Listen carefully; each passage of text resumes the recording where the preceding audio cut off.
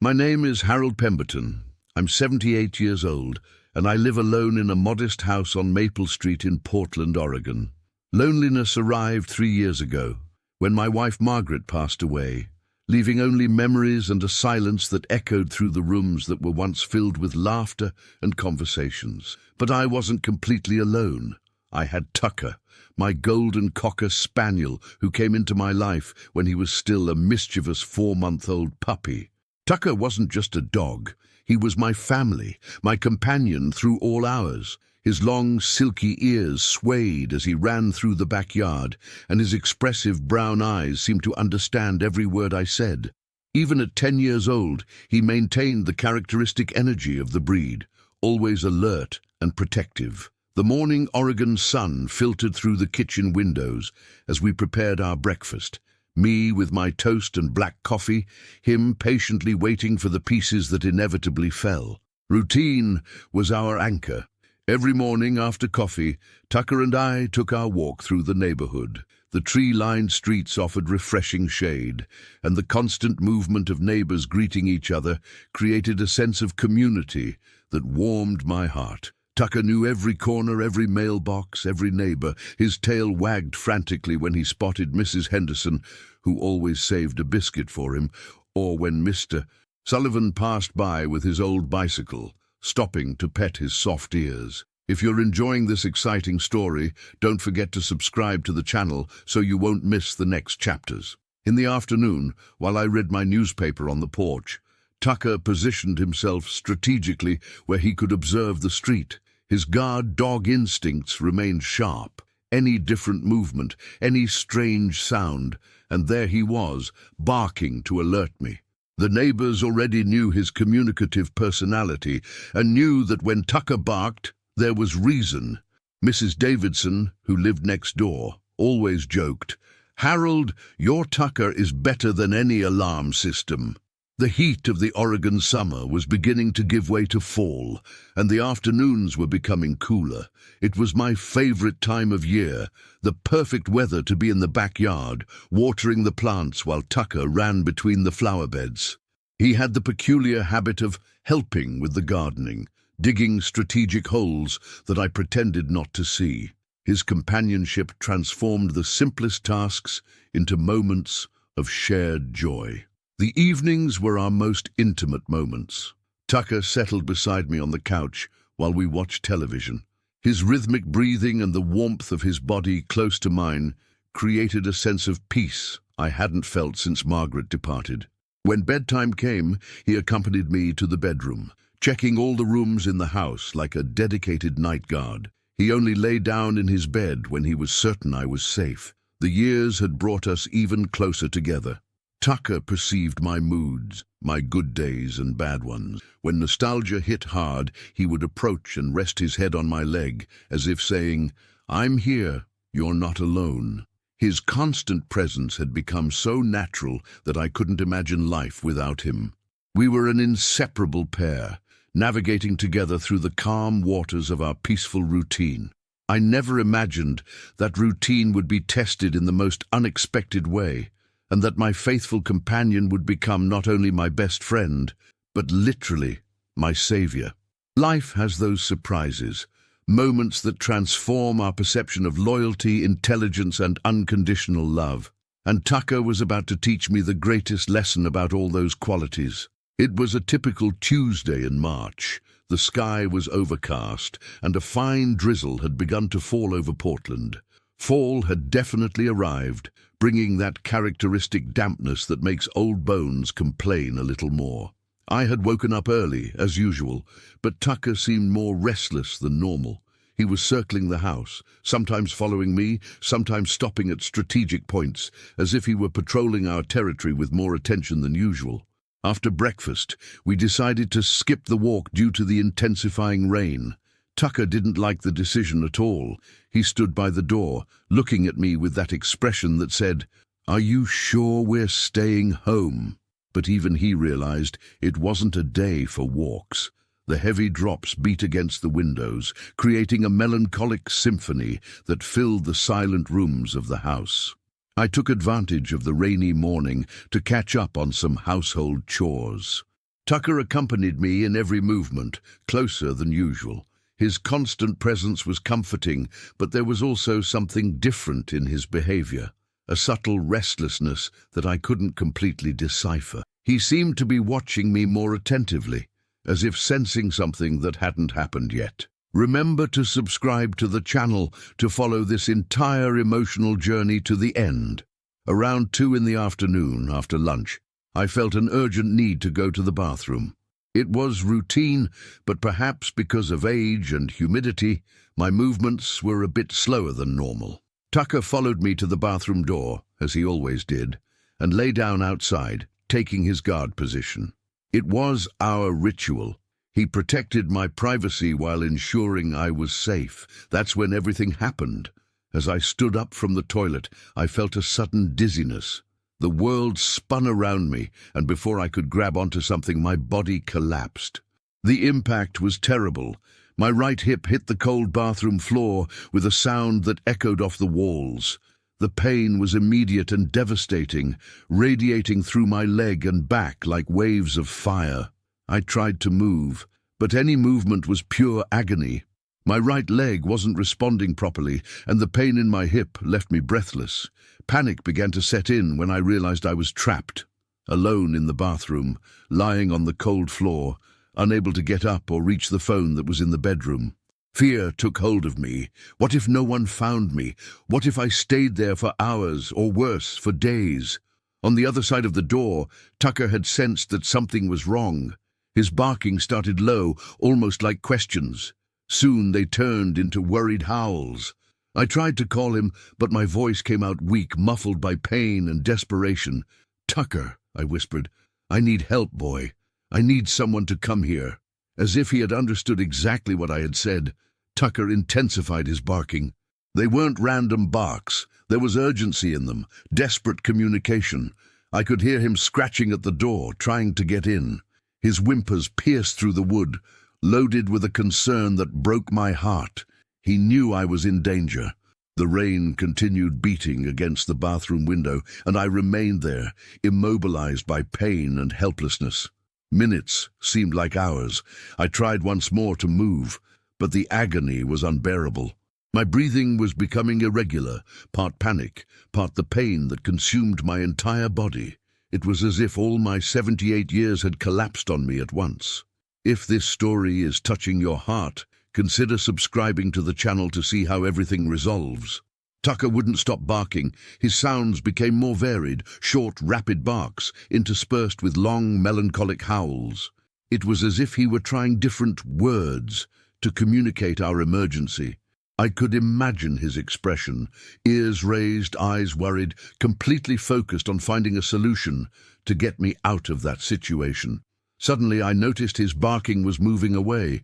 He had left the bathroom door and was moving through the house. I heard his paws running down the hallway, then through the living room, then silence. A silence that terrified me more than any sound. Where had he gone? What was he doing? The pain continued intense, but now a new concern was added to my suffering. Where was my faithful companion? I needed him there with me, even if it was just so I wouldn't feel completely alone in that moment of desperation. His sudden absence created an even greater void in my chest, already tight with pain and fear. While I remained motionless on the cold bathroom floor, Tucker had made a decision that would change everything.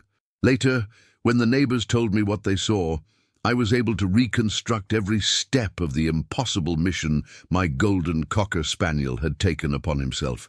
His intelligence and determination exceeded any expectation I could have had about what a dog would be capable of doing. Tucker ran to the front door of the house, scratched frantically, and managed to open it, something he had done other times when he wanted to go out to the yard. But this time was different. He didn't go out to play or explore. He had a specific mission. His sharp cocker spaniel instincts, developed over generations to be alert dogs, were functioning at maximum capacity. The rain had stopped, leaving the streets wet and the air heavy with humidity. Tucker ran directly to the house next door where Mrs. Davidson lived, a 65-year-old woman who always showed him affection. But she wasn't home.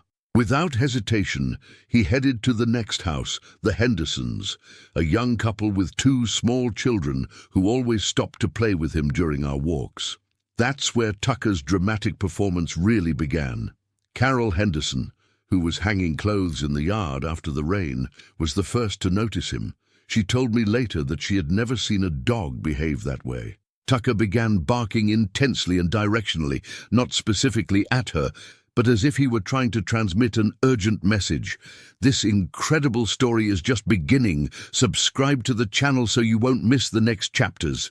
When Carol greeted him normally, expecting him to calm down, Tucker intensified his barking even more.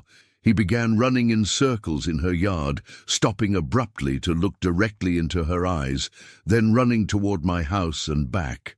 It was a desperate choreography, a dance of urgency that he repeated indefinitely.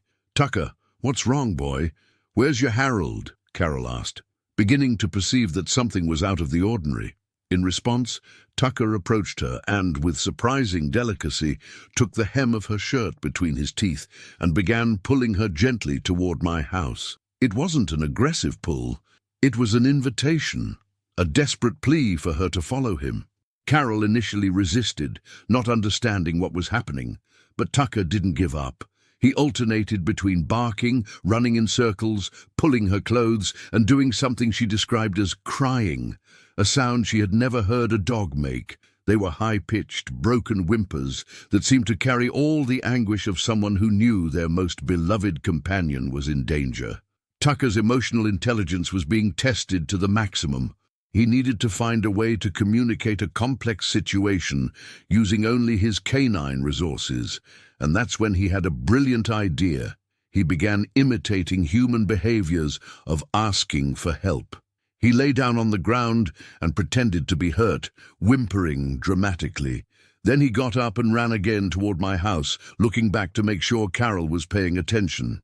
Robert Henderson, Carol's husband, arrived at that moment and witnessed the extraordinary scene. Tucker immediately transferred his attention to him, repeating the entire performance. Urgent barking, circular runs, attempts to pull his clothes. Robert, who had grown up with dogs in rural Michigan, immediately recognized that this wasn't normal behavior. If you have a pet, you know how special this connection is. Subscribe to see how this story develops. "Carol," Robert said, "this dog is trying to tell us something. Look at the desperation in his eyes. Let's go to Mr. Harold's house to see if everything's okay." Tucker seemed to understand every word, because his tail began wagging frantically, and he ran a few steps toward my house, stopping to look back and make sure they were following him. Meanwhile, other neighbors began to notice the commotion. Tucker's dramatic performance had attracted the attention of at least 5 people from the street. His canine vocabulary was working. He had managed to create a community alarm using only his instincts, his intelligence, and his unconditional love for me. What moves me most when reconstructing these moments is realizing that Tucker not only knew I needed help, he knew exactly what to do to get it. His connection with me was so deep that he was able to overcome his communication limitations and find a way to talk to human beings. It was pure love, transforming into saving action. The small group of neighbors that Tucker had gathered with his dramatic performance approached my house, led by a dog who seemed to have taken command of the rescue operation. Robert Henderson knocked on the front door several times, shouting my name. Carol tried to peek through the windows while Tucker ran from side to side, barking with an intensity that made it clear the urgency was real. "Mr. Harold! Mr. Harold!" Robert shouted louder and louder. I tried to respond from the bathroom, but my voice was weak, muffled by pain and distance. By then, I had been on the floor for almost 2 hours, and my body was beginning to tremble, part from the cold of the floor, part from the shock of the accident, part from the fear that grew with each passing minute. Tucker, sensing that the neighbors couldn't hear me, took another brilliant initiative. He ran to the back door of the house, which led to the backyard, and began scratching and barking directly at that location. It was as if he was saying, "Try this way, try this way." His problem-solving ability was impressing me, even in the midst of my situation's desperation. Robert understood Tucker's hint and decided to jump the low fence that separated our backyards. "I'm going around back," he announced to the other neighbors. "If something happened to Mr.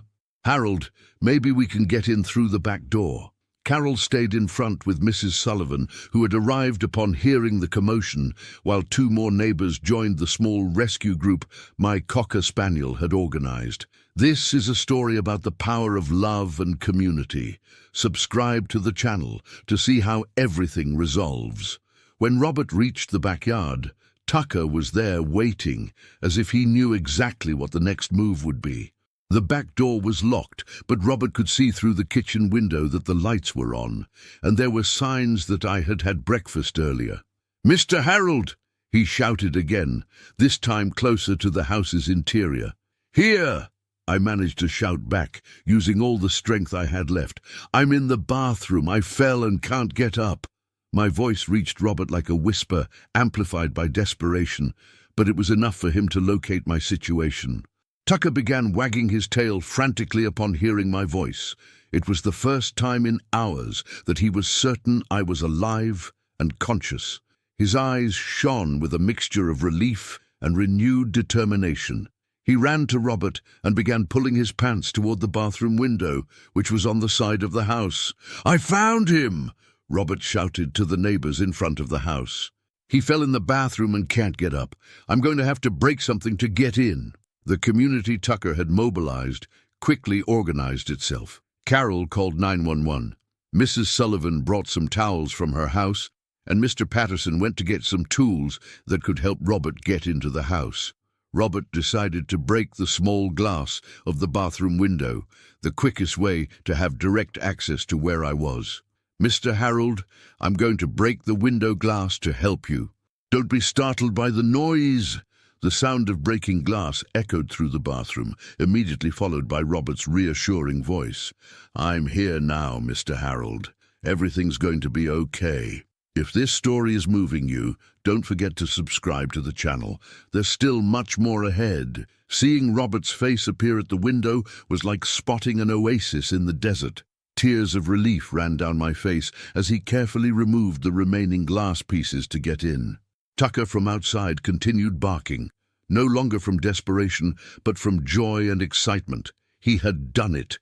His mission was working. "Don't try to move, Mr. Harold," Robert said in a calm, confident voice as he entered through the window.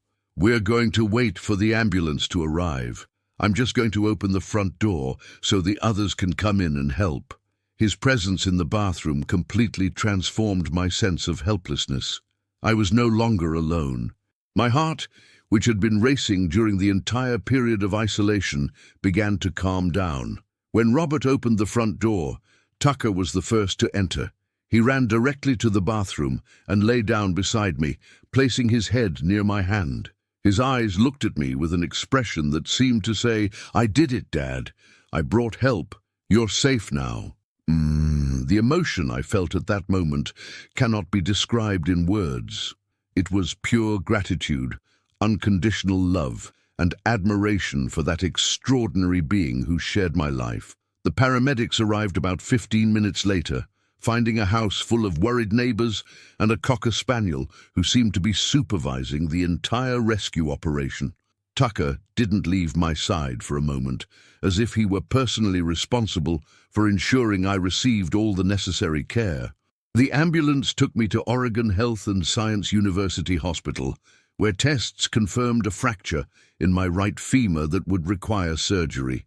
Throughout the journey, my mind was divided between physical pain and concern for Tucker. Robert reassured me, guaranteeing he would take care of my companion until I returned. "Your dog is a hero, Mr. Harold," he said. "I've never seen anything like it. He saved your life today." The surgery was successful, but the doctors informed me that recovery would be long. At 78 years old, my body would need time and physical therapy to return to normal. During the 5 days I spent in the hospital, Robert and Carol took turns caring for Tucker, sending photos and videos on their phone to reassure me. In the images, I could see he was well cared for, but I also noticed a sadness in his eyes, the same melancholy he showed whenever I had to be away for some time. The hospital discharge day was exciting. Robert had gone to pick me up, and when we arrived home, Tucker was waiting on the porch, as if he knew exactly the moment of my arrival. His ears lifted as soon as he saw me getting out of the car with crutches, and his tail began wagging with an intensity that made his whole body sway. He approached carefully, as if he understood I was more fragile, and rested his head against my good leg. If you're following this journey of overcoming, subscribe to the channel to see the next chapters. The first days at home were challenging. I moved slowly with the crutches, and every movement required planning and care. Tucker became my shadow closer than ever. He walked beside me at the pace of the crutches, positioned himself strategically where I could lean if needed, and seemed to have developed a sixth sense to anticipate my needs. When I sat on the couch, he settled on the floor beside me, always attentive to my movements. If I got up to go to the kitchen for a glass of water, there he was, accompanying me and waiting patiently until I completed the task. His constant presence was comforting, but it also made me reflect on how much our relationship had deepened after that traumatic episode. The neighbors' visits became frequent during my recovery. Carol brought homemade soups, Mrs. Sullivan appeared with her famous apple pies, and Robert always stopped by to see how we were doing. Each of them made a point of giving special attention to Tucker, recognizing the heroic role he had played. "Your dog is smarter than many people," Mrs. Sullivan always repeated, petting his ears. It was during one of these visits that Carol told me details I didn't know about the day of the accident. "Your Tucker was relentless," she said. "He must have repeated that performance about 20 times until he managed to convince us to follow him. It was as if he knew exactly what he was doing, as if he had a plan." Her words moved me deeply. My companion hadn't just reacted instinctively. He had developed a complex communication strategy to save me. This story shows the power of determination and love. Don't miss the next chapters. Subscribe now. Home physical therapy began in the 3rd week after the accident. 3 times a week, a physical therapist named Sarah came to the house to help me with strengthening and mobility exercises. Tucker observed each session with interest, as if he were learning to help me even better. Sarah was fascinated by his behavior. "I've never seen a dog so attentive to the owner's recovery process. It's as if he understood exactly what we're doing." Gradually, my mobility improved. The crutches gave way to a cane, and after 2 months, I managed to take short walks around the yard without support. Tucker celebrated each progress as if they were his personal victories too. When I took my first step without a cane, he ran in circles around me, barking with joy. The same energy he had used to save me now channeled to celebrate my recovery. During this convalescent period, I had a lot of time to think about the extraordinary relationship Tucker and I shared. I realized our connection went far beyond the traditional relationship between owner and pet. We were true life companions, caring for each other with a loyalty that surpassed any communication barrier between species. What impressed me most was how Tucker had been able to overcome his natural communication limitations to save me. He not only identified that I was in danger, he developed a complex strategy to seek help, using emotional and behavioral resources that demonstrated extraordinary intelligence and determination. My physical recovery was accompanied by a profound emotional transformation. The experience taught me about the importance of community, interdependence, and unconditional love. Tucker hadn't just saved my life. He had shown me that we're never truly alone when we have genuine connections, whether with people or animals who become our family. 6 months after the accident, my life had found a new rhythm, more conscious and grateful. The traumatic experience that could have been devastating transformed into an opportunity to rediscover the value of small things and great connections.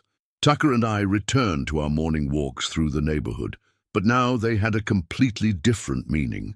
Each step we took together through the tree-lined streets was a silent celebration of life and overcoming. My cane became a permanent companion, but I didn't feel limited by it. On the contrary, it represented my ability to adapt and continue living fully. Tucker walked beside me with the same joy as always, but now I perceived nuances in his behavior that previously went unnoticed. Our neighbors also changed their way of seeing us. We were no longer just the elderly widower and his dog. We were the duo that had starred in one of the most moving stories the street had ever witnessed. Children stopped to pet Tucker, calling him the hero dog, and their parents took the opportunity to teach lessons about loyalty and animal intelligence. If this story transformed your view of animals, subscribe to the channel for more inspiring stories. Robert and Carol became very close friends, almost like adoptive family. Every week we gathered for dinner, sometimes at my house, sometimes at theirs. Tucker loved these occasions, circulating among everyone present like a proud host who knew he had been responsible for bringing these people together. The Hendersons' children, Emma, 8 years old, and Jake, 6, were enchanted by the stories about Tucker's intelligence and always asked to hear again the details of the day he saved me. I decided to start writing a diary about our experience. Every morning after coffee, I sat on the porch with my notebook and pen, recording memories, reflections, and observations about Tucker's extraordinary behavior. He settled beside me, as if he knew those words were about our journey together. The project became almost therapy, a way to process and share the magnitude of what we had lived through. Tucker's story began to spread throughout the region. Friends called asking me to tell the details. Neighbors from other streets came to visit us, and even a journalist from the local newspaper sought us out to write a story about canine intelligence and emotional bonds. Tucker seemed to understand he had become a small celebrity, accepting the extra attention with the dignity characteristic of the Cocker Spaniel breed. But what moved me most were the intimate moments we continued to share. At night, when we settled on the couch to watch television, Tucker still rested his head on my leg, and I perceived that our bond had become even deeper. It was no longer just companionship, it was a mutual recognition that we had gone through an experience together that transformed us forever. This journey of love and overcoming is coming to an end. Subscribe so you won't miss other exciting stories. I began participating in senior groups in the community, sharing our experience as a way to inspire other people who lived alone with their pets. Many sought me out to tell their own stories about the intelligence and loyalty of their furry companions. I realized our experience hadn't been unique. There was an entire network of extraordinary bonds between people and animals that were rarely recognized or celebrated. Tucker accompanied me to these informal talks, always behaving like the protagonist he truly was. His presence validated every word I said about canine intelligence and interspecies connections.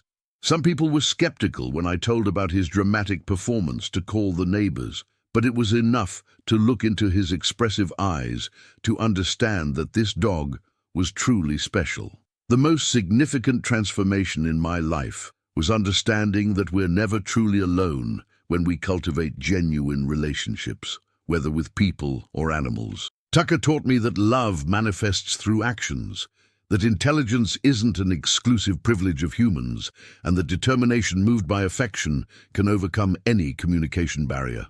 Today, almost a year after the accident, I look at Tucker and feel gratitude that overflows from my chest. He not only saved my physical life that terrible day in the bathroom, he showed me that our capacity to care for each other transcends species, age, and limitations. His dramatic performance to call the neighbors wasn't just a heroic act. It was a demonstration that true love always finds a way to express itself. And so, we continue our journey together. A 78-year-old man and his golden Cocker Spaniel walking the streets of our Portland neighborhood, celebrating each day as a gift, knowing that our story of overcoming and loyalty will be told by generations of neighbors who witnessed the day a dog truly managed to talk to save the one he loved most.